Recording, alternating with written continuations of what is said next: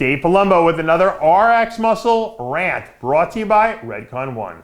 Visit redcon1.com. All right, today's topic is pumping up backstage. I can't tell you how many people email me, text me, and ask me, what should I do backstage? And I've been backstage at a lot of shows from all the years I competed back from 1990 all the way up through 2004 to all the shows I've been at, just witnessing what people do. And I'm telling you, I've seen the craziest, nuttiest stuff backstage, from people drinking pre-workouts, thinking they're gonna get more vascular, to people pump. The biggest thing back in the 80s, or the 90s and early 2000s when I would be backstage is guys would be pumping up for literally 2 hours. Can you imagine that? You've loaded up your muscles with glycogen, you're dehydrated out of your mind, okay? And you're basically just trying to get up onto that stage, and for like a brief, whatever it is, 10 minutes you're up there, show off your physique to the best it is. And these guys are pumping up for 2 hours and thinking they're gonna get a pump. And a lot of the guys are just guys that are out of shape. And they think, well, if I pump up more, I'll look more veiny and I'll look bigger on stage. But all they're doing is getting bloated and looking worse. And you know, the more you work out, the more you deplete glycogen. As the glycogen depletes, the muscles get flatter and flatter and flatter. And then when they get out on stage, they got nothing left. Number one rule, pumping up backstage. Number one, don't pump up. You're probably saying, what is he talking about? You know, Arnold Schwarzenegger and Pumping Iron, pumped up. That was the whole thing. You got to pump up, right? That was the name of the movie, Pumping Iron, pumping up. They had a song, pumping up, pumping up. You know, they sing that whole song. The problem is when you pump up, okay, you're not really doing anything. You're just loading blood into the muscles, okay? What I found is that the best thing to do, okay, backstage is to just pose a lot. Go through your routine, go through your mandatories. The act of just flexing is going to bring blood into the muscles without the risk of, number one, injuring yourself, and number two, breaking down muscle fibers. If you start breaking down the muscles too much, the muscles look smoother, and really what happens is you bring a lot of inflammation into the muscle. And that's not what we want, because inflammation will blur the muscles. So basically, if you're in shape and you're ripped and hard and full, all you got to do is get a little blood going, which is very easy to do just by going through your poses, hitting the poses, you know, just going through your routine, moving around, getting some blood in there. You do not want to exhaust yourself backstage, okay? You do not want to get, wind yourself. You don't want to start sweating too much. That's not what we're looking to do. We're just looking to breathe a little bit of life into the muscles, put a little bit of oil on, and go out there and do your thing. Okay, the fresher you are, the better. The perfect example I give to people is whenever you get injured, or maybe you have to be out of the gym for a week or so, you think you're gonna look terrible, right? Everyone's like, oh, I haven't trained for a week, I'm gonna look so bad. You go back to the gym after being off for a week, maybe even 2 weeks, and you do 1 set, 2 sets, bench press, you go and look in the mirror and you look unbelievable. Veins, you're hard, you're dry. Why is that? Well, because the week or 2 you took off, the muscles hardened up, they healed up, all the inflammation disappeared, okay? The body equilibrated its water balance, there's no toxins in the body, and all your levels are back to normal. Your body's functioning well, in other words.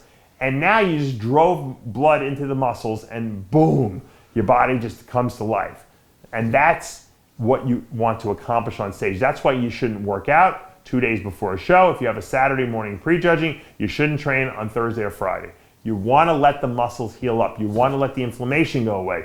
You don't want to be going for massages, active release techniques, acupuncture. You don't want to do anything prior to the show. Those 2 days before the show is off limits. A week before is the last time you should get massaged or tissue work done on you. Let the muscles heal. Let them do their thing. The body knows what it wants to do, and it knows where to put the fluids and where not to put the fluids. But if you start not sleeping, running around on a million stimulants because you're stressed out of your mind and trying to get a million things done the last minute, you get, or you're running around all day, 2 or 3 days before the show, you got to rest, eat, keep your legs up, and let your body assimilate all the nutrients that you're putting into it. But getting back to backstage is just, you've done all the work already.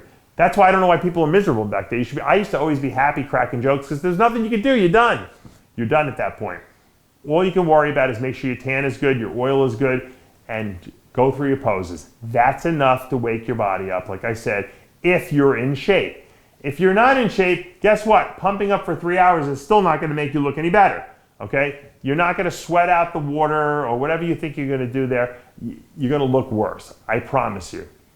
Trust me, I've been there, I've done it for many, many, many years. I see the morons that go through the long, huge, involved pump-up routines and rituals, and they never look good on stage, those guys. It's the guys that are just sitting quietly in the corner. That's the guy you gotta worry about. That's the guy that's in the best shape. He can't even get up and pose because he's so freaking tired and drained from having 0% body fat. Those are the dangerous guys on stage. Trust me when I tell you this. Also, don't go doing crazy stuff. I'm just gonna say kooky, that's my favorite word. Don't do kooky stuff. Don't start drinking pre-workouts. Don't try to vasodilate. Don't try, I once used to take niacin. Back in the day, the pre-workout of choice was niacin. You'd pop a few niacin pills and you get veiny from it, but it would turn you red, okay? Same thing with this stuff they had called hot stuffs. It was like they still have it. It was a vasodilator, and it works good if you're doing like a photo shoot, but it turns you red a little bit because it brings so much blood to the surface. The problem is that the niacin would make you almost pass out because it would dilate the blood vessels in your brain, your blood pressure would drop. Not to mention you're dehydrated anyway, you have low blood pressure. So that really wasn't good. The hot stuff, if you have contact lenses, would make your contact lenses basically glue to your eyes. And the smell of that alone would make you want to pass out. If any of you ever walked into a bodybuilding show and you catch that smell, that's that hot stuff, that vasodilator smell, which back in the 90s was a big thing. Everyone used that. It was like you had to have that smell on you if you wanted to get out on stage and pose. But nowadays I see guys trying to push, take a pre-workout, take a Viagra before you. Don't do anything crazy. You should look great before you do all that craziness. You're not going to make yourself better. More than likely, you're going to make yourself look worse, and you're going to screw up 16 weeks of hard work because you're backstage a nervous wreck trying to figure out a better way to do what we've already done for, not just me, countless bodybuilders have done for 100 years already. Just stick to the routine. Nothing crazy. Relax backstage. Put your coloring on if you have to put a final coat on. Put your tan on, put your oil on. Go through your mandatory poses. Go through your routine. Get nice and loosened up and go on stage and have a good time. That's what bodybuilding is about. The pump room should be enjoyable. There's not a million things you need to do back there, and you certainly don't need to be training. And I'll tell you that, you know what, I'm a dummy. I learned firsthand myself. Gary Stridham, 1994, guest posing at the NPC Suburban Championships in New Jersey. One of my idols, coming up, I was so nervous I couldn't even take a picture with him. I told my sister, go take a picture with him. I'll snap it. Just because I just wanted to get a picture of him, and I was too scared to go in the picture. He was backstage. I see him pumping up. He had but remember, he was off season. He had the 60-pound dumbbells in his hand. He was doing flies with them. I'm like, well, if Gary Stridham's going to do it, I'm going to do it too. Meanwhile, I had 0% body fat. I was probably 40 pounds less than he weighed, and I picked him up and I wound up tearing my pec. Not completely, but a small micro tear or small tear in intramuscular tear in the muscle. My chest swelled up. It actually looked like I had a bigger pec for the show. I was so pissed off at myself for being so stupid to do something so ego-driven to try to impress Gary Stridham, who could give a shit about me, that I never did it again. I never made that mistake again. I never try to lift weights backstage or do anything like silly like that. There's no reason for it. Why? You don't want to break fibers down. You want to go out and show off your body the way it is. Take my advice. I've been there before, guys. And I know a lot of you have asked me about this. Here's my answer. Hopefully you're enjoying all the content. Remember, hit subscribe below if you haven't already. Turn on your notifications and let us know how you like the video. I'm Dave Palumbo with another RX Muscle Rant.